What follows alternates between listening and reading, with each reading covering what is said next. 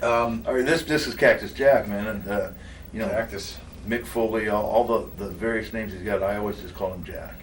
And Jack, Cactus Jack and myself, I think we have a good relationship. And we're in Germany, and Mick he's very bright. I mean, obviously, I did at this time I'm wrestling Mick. I didn't realize how bright he was. I didn't know he'd go on to write books and become a bestseller on New York and stuff like that. But he was always thinking, and evidence to the Undertaker match, cage match with Undertaker in the cage, where he takes a bump through the cage onto the deal and then onto the floor. No, he takes it onto the floor from the top of the cage, and then walks away and comes back, gets up on the top of the cage and goes through the cage. Yeah. I mean, his mind would take him. In other words, his mind would write checks his body couldn't cash. Yeah. I mean, he's got to be paying for it today. I haven't talked to Mick in a long time, but we're having a typical Cactus match, Vader match. At one point, I know I got a lot of heat for this. Cactus comes to me, myself and Harley, and we're in Atlanta TV. Okay, and he says, "Leon, this is what I want to do. We're starting a feud. We're starting an angle with Jack, and right there with that slam. Mm-hmm. I'm going up to for probably the Vader bomb. Yeah. Where I come off, but right there, we're talking about Sting going up gracefully at 270 pounds or 275, whatever he was, and then Jack was the heaviest 280-pound man I've ever felt. You understand what I'm saying? Like, you pick Sting and it's just kind of okay, and he's up. And you pick Jack up and it's my God, you can't lift him. But where was that? And they could help me now. That's all right. I wanted to say that you never had a complaint from Jack about being stiff, though, right? No. Okay. Harley Race. He comes to Harley Race myself. He says, "We're starting a feud," and he goes, "Leon, I want you to stiff. I mean, not a working punch, but hit me. Cut my face, black my eye, bloody my nose, cut my lip, and that's how we'll start it out." And we had that match on Atlanta TV. Right. And we're in the ring, and I'm going at it, boom, like that. Harley grabs him, because he said, "Cut him." So Harley had told me to take my fist and twist it. Down on the brow, right? And come down on the cheek and just twist it, and you'll cut a guy. So I couldn't do it. I hit him 3 times. I couldn't do it. And Jack's like he's going out. I couldn't cut him. I was hitting him definitely, but I couldn't cut him. And so Harley grabbed him and said, "Shit, I'll do it." And he tried it. He couldn't do it. He did it again, and I grabbed Jack from Harley, and then I did it. It was like Harley and myself were trying to cut this guy. And God bless Jack. I mean, he just did that. Stuff like that, and evidence, in the future. Obviously, this being the present, this match in Germany, going down the road to his WWE career in the Undertaker match, he did these kinds of things. I mean, his mind. I mean, this was his idea concerning the Atlanta TV. Cut me, black my eye, cut my lip, cut my cheek. For the legitimacy of. For the angle, and obviously down the road in his career, he did that many times in the WWE, and again, you have to, that's got to be the greatest bump of all time. Cactus going through the cage and then off the top of the cage and down to the floor. It just was like, it was like...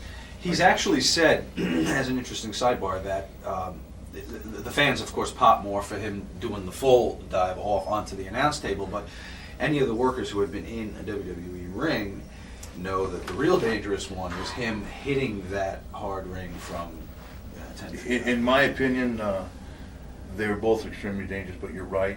Yeah. If you had to rate the two, to go off the top and turn and land on your back versus, because you can actually see the ground and then turn, versus going back blind through the cage. Yeah, right. You're right. Yeah. But hey, we're in Germany. We're in Germany now. Let's talk about those ropes. They were the steel cable variety, right? And they had very little rubber. They had a steel cord, and then it was covered with rubber, just a thin layer of rubber. And Jack says, "Look, I'm going to hang right here." Jack says, "I'm going to hang myself." Okay.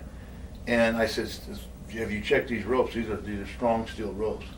Okay, do it. So he hangs himself. He gets caught. I come over, and as a heel, I'm acting like I'm squeezing him, but in reality, I'm pulling. I can't pull him apart. And basically, he lets his legs drop off the apron, and his gravity takes him out of the ropes, and it pulled his ear off. Right. you know, I've obviously over the years I've gotten the heat for that, but No, it's very clear you had nothing to do with that.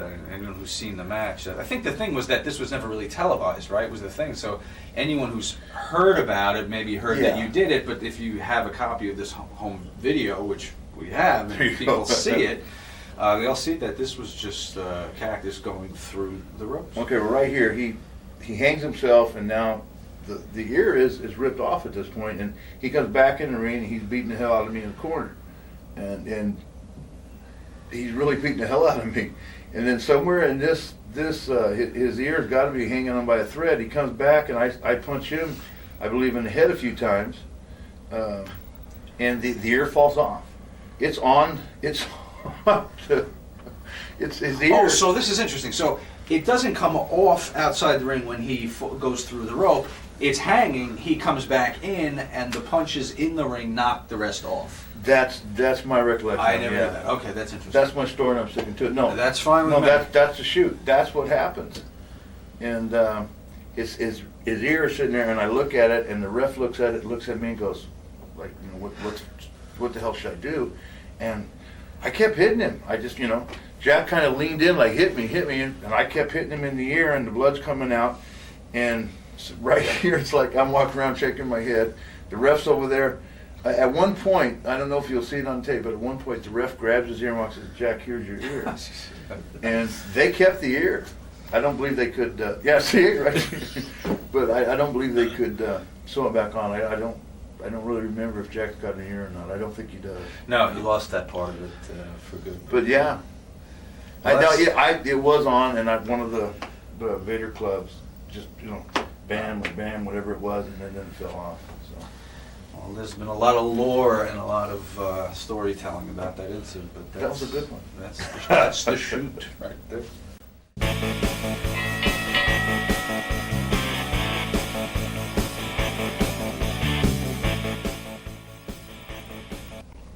What year are we, Sean? 1996, August, Oh, SummerSlam, Shawn Michaels. and we're in the WWEF. WWE at this point, I we can believe. say, right? Yeah, Who even knows? it's wrestling entertainment, brother, worldwide. Yeah. All right. Talk about your circumstances coming to the WWF. I'd left WCW under bad circumstances. WCW. I had an incident with Paul Pollendorf. That's been talked about. We'll touch on 100 times in 1,000 different ways. Well, let's get the truth. You know, or your version of the truth. It'd be my version of the truth, of course. And I mean, Paul and I had always